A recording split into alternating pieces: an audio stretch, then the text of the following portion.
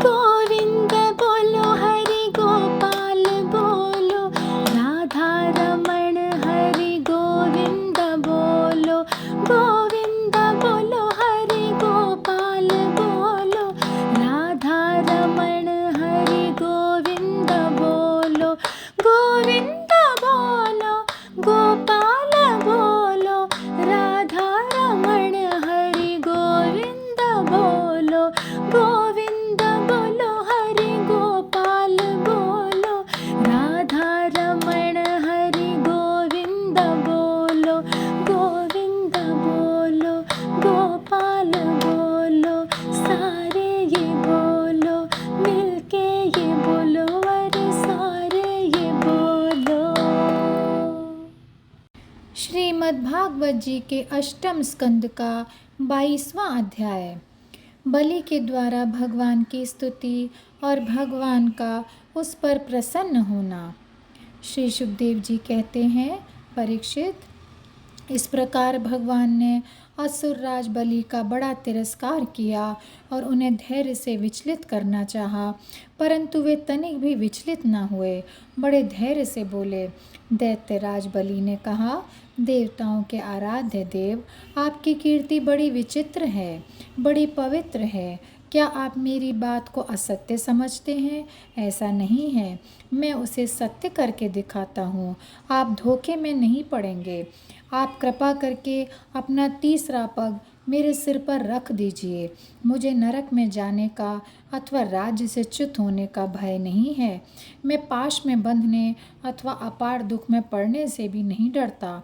मेरे पास फूटी कौड़ी भी ना रहे अथवा आप मुझे घोर दंड दे दें, यह भी मेरे भय का कारण नहीं है। मैं डरता हूँ तो केवल अपनी अपकीर्ति से।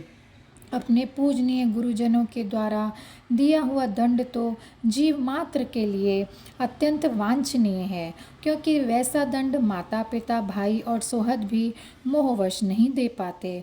आप छिपे रूप से अवश्य ही हम असुरों को श्रेष्ठ शिक्षा दिया करते हैं, अतः आप हमारे परम गुरु हैं। जब हम लोग धन, कुलीनता, बल आदि के मद से अंधे हो जाते हैं, तब आप उन वस्तुओं को हमसे छीन कर हमें नेत्र दान करते हैं। आपसे हम लोगों का जो उपकार होता है उसे मैं क्या बताऊं। अनन्य भाव से योग करने वाले योगी गण जो सिद्धि प्राप्त करते हैं, वही सिद्धि बहुत से असुरों को आपके साथ दृढ़ वैर भाव करने से ही प्राप्त हो गई है। जिनकी ऐसी महिमा, ऐसी अनंत लीलाएं हैं, वही आप मुझे दंड दे रहे हैं और वरुण पाश से बांध रहे हैं। इसकी ना तो मुझे कोई लज्जा है और ना ही किसी प्रकार की व्यथा ही। प्रभो, मेरे पितामह प्रहलाद जी की कीर्ति सारे जगत में प्रसिद्ध है। वे आपके भक्तों में श्रेष्ठ माने गए हैं। उनके पिता हिरण्यकशिपु ने आपसे वैर विरोध रखने के कारण उन्हें अनेक प्रकार के दुख दिए, परंतु वे आपके ही परायण रहे। उन्होंने अपना जीवन आप पर ही निछावर कर दिया। उन्होंने यह निश्चय कर लिया कि शरीर को लेकर क्या करना है, जब ये एक न एक दिन साथ छोड़ ही देता है।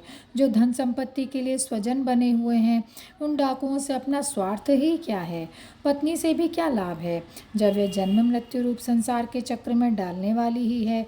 जब मर ही जाना है, तब घर से मोह करने में भी क्या स्वार्थ है। इन सब वस्तुओं में उलझ जाना तो केवल अपनी आयु खो देना है। ऐसा निश्चय करके मेरे पितामह प्रहलाद जी ने, यह जानते हुए भी कि आप लौकिक दृष्टि से उनके भाई बंधुओं के नाश करने वाले शत्रु हैं, फिर आपके ही भय रहित एवं अविनाशी चरण कमलों की शरण ग्रहण की थी। क्यों न हो, वे संसार से परम विरक्त, अगाध बोध संपन्न, उदार हृदय एवं संत शिरोमणि जो हैं, आप उस दृष्टि से मेरे भी शत्रु हैं। फिर भी विधाता ने मुझे बलात् ऐश्वर्य लक्ष्मी से अलग करके आपके पास पहुंचा ही दिया है। अच्छा ही हुआ, क्योंकि ऐश्वर्य लक्ष्मी के कारण जीव की बुद्धि जड़ हो जाती है और वह यह नहीं समझ पाता कि मेरा यह जीवन मृत्यु के पंजे में पड़ा हुआ और अनित्य है। श्री सुखदेव जी कहते हैं, परीक्षित, राजा बलि इस प्रकार कह ही रहे थे कि उदय होते हुए चंद्रमा के समान भगवान के प्रेम पात्र प्रहलाद जी वहां आ पहुँचे। राजा बलि ने देखा कि कि मेरे पितामह बड़े श्री संपन्न हैं, कमल के समान कोमल नेत्र हैं, लंबी लंबी भुजाएं हैं, सुंदर ऊंचे और श्यामल शरीर पर पीताम्बर धारण किए हुए हैं। बलि इस समय वरुण पाश में बंधे हुए थे, इसलिए प्रहलाद जी के आने पर जैसे पहले वे उनकी पूजा किया करते थे उस प्रकार ना कर सके। उनके नेत्र आंसुओं से चंचल हो उठे, लज्जा के मारे मुंह नीचे हो गया। उन्होंने केवल सिर झुकाकर उन्हें नमस्कार किया। प्रहलाद जी ने देखा कि भक्तवत्सल भगवान वहीं विराजमान हैं और सुनंद नंद आदि पार्षद उनकी सेवा कर रहे हैं। प्रेम के उद्रेक से प्रहलाद जी का शरीर पुलकित हो गया, उनकी आंखों में आंसू छलक आए। वे आनंदपूर्ण हृदय से सिर झुकाए अपने स्वामी के पास गए और पृथ्वी पर सिर रखकर उन्हें साष्टांग प्रणाम किया। प्रहलाद जी ने कहा, प्रभु, आपने ही बलि को यह ऐश्वर्यपूर्ण इंद्रपद दिया था, अब आज आपने ही उसे छीन लिया। आपका देना जैसा सुंदर है वैसे ही लेना भी सुंदर है। मैं समझता हूँ कि आपने इस पर बड़ी भारी कृपा की है, जो आत्मा को मोहित करने वाली राज्य लक्ष्मी से इसे अलग कर दिया। प्रभु, लक्ष्मी के मत से तो विद्वान पुरुष भी मोहित हो जाते हैं, उसके रहते भला अपने वास्तविक स्वरूप को ठीक ठीक कौन जान सकता है। अतः उस लक्ष्मी को छीनकर महान उपकार करने वाले समस्त जगत के महान ईश्वर, सबके हृदय में विराजमान और सबके परम साक्षी श्री नारायण देव को मैं नमस्कार करता हूँ। श्री सुखदेव जी कहते हैं, परीक्षित, प्रहलाद जी अंजलि बांधकर खड़े थे। उनके सामने ही भगवान ब्रह्मा जी ने वामन भगवान से कुछ कहना चाहा, परंतु इतने में ही राजा बलि की परम साध्वी पत्नी विंध्यावली ने अपने पति को बंधा देखकर भयभीत हो भगवान के चरणों में प्रणाम किया और हाथ जोड़कर मुंह नीचा कर वे भगवान से बोली। विंध्यावली ने कहा, प्रभु, आपने अपनी क्रीड़ा के लिए ही इस संपूर्ण जगत की रचना की है। जो लोग कुबुद्धि हैं वे ही अपने को इसका स्वामी मानते हैं। जब आप ही इसके कर्ता भर्ता और संहर्ता हैं, तब आपकी माया से मोहित होकर अपने को झूठ मूठ कर्ता मानने वाले निर्लज्ज आपको समर्पण क्या करेंगे।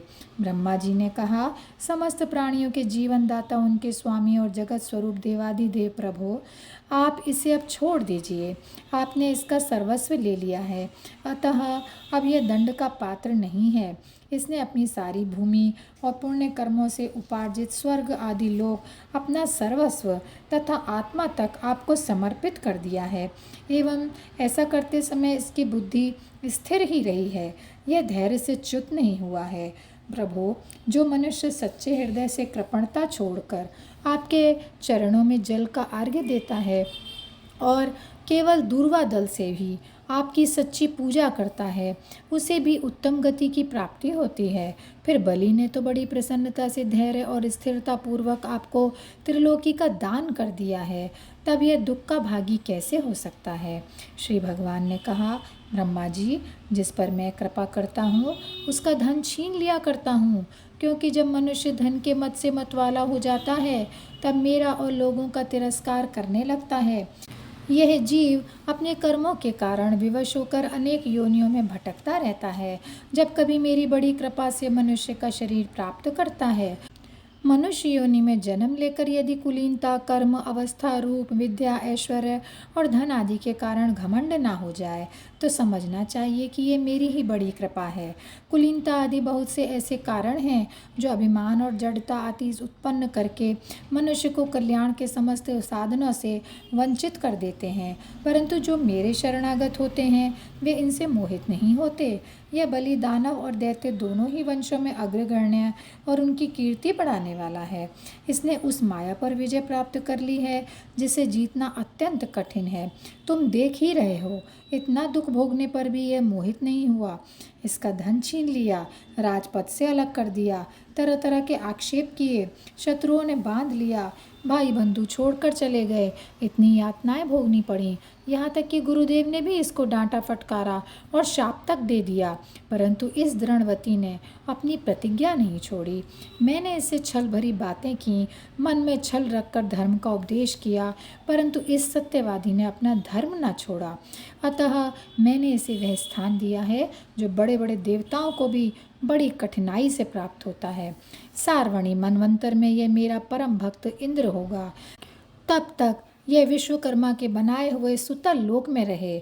वहाँ रहने वाले लोग मेरी कृपा दृष्टि का अनुभव करते हैं, इसलिए उन्हें शारीरिक अथवा मानसिक रोग, थकावट, तंद्रा, बाहरी या भीतरी शत्रुओं से पराजय और किसी प्रकार के विघ्नों का सामना नहीं करना पड़ता। बलि को संबोधित कर, महाराज इंद्रसेन, तुम्हारा कल्याण हो। अब तुम अपने भाई बंधुओं के साथ उस सुतल लोक में जाओ जिसे स्वर्ग के देवता भी चाहते रहते हैं। बड़े बड़े लोकपाल भी अब तुम्हें पराजित नहीं कर सकेंगे। दूसरों की तो बात ही क्या है। जो दैत्य तुम्हारी आज्ञा का उल्लंघन करेंगे, मेरा चक्र उनके टुकड़े टुकड़े कर देगा। मैं तुम्हारी, तुम्हारे अनुचरों की और भोग सामग्री की भी सब प्रकार के विघ्नों से रक्षा करूंगा। वीरबली, तुम मुझे वहाँ सदा सर्वदा अपने पास ही देखोगे। दानव और दैत्यों के संसर्ग से तुम्हारा जो कुछ आसुरभाव होगा, वह मेरे प्रभाव से तुरंत दब जाएगा और नष्ट हो जाएगा। और यहीं पर यह अध्याय समाप्त होता है। जय श्री कृष्णा, जय श्री कृष्णा, जय श्री कृष्णा। गोविंद बोलो हरि गोपाल बोलो, राधा रमण हरि गोविंद बोलो। गोविंद बोलो हरि गोपाल बोलो, राधा रमण हरि गोविंद बोलो। गोविंद बोलो, गोपाल बोलो, राधा रमण हरि गोविंद बोलो।